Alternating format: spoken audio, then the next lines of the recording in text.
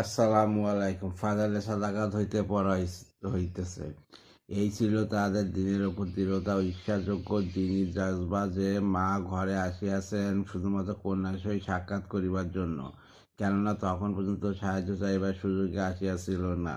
কিন্তু হজরত আসমা রাদিয়াল্লাহু আনহার মাসালা জানিবার জন্য এই বলিয়া লোক পাঠাইয়া দিলেন যে আমি আমার মাকে ঘরে প্রবেশ করার অনুমতি দিতে পারি কিনা। বিভিন্ন রেওয়াতে বর্ণিত হইয়াছে যে সাহাবা কেরাম ইসলামের প্রাথমিক যুগে অমুসলিমদের উপর সৎকার করা পছন্দ করিতেন না। তখনও আল্লাহ তাআলা এই আয়াত নাজিল করিয়াছেন, অর্থাৎ তাদের হেদায়েত আপনার জিম্মা নহে, উহা তো আল্লাহ তাআলার কাজ। তিনি যাহাকে চাহেন হেদায়েত দান করেন, আর তোমরা যাহা কিছু দান খয়রাত ইত্যাদিতে খরচ করিয়া থাকো, উহা তোমাদের উপকারের জন্য করিয়া থাকো। আর আল্লাহ তাআলার সন্তুষ্টি কামনা ছাড়া অন্য কোনো পার্থিব উদ্দেশ্য করো না। বাকারা 272। অর্থাৎ তোমরা তো সৎকার ইত্যাদি আল্লাহ তাআলার সন্তুষ্টির জন্য করিয়া থাকো। উহাতে প্রত্যেক অভাবী লোক অন্তর্ভুক্ত রহিয়াছে, সে কাফের হোক অথবা মুসলমান হোক।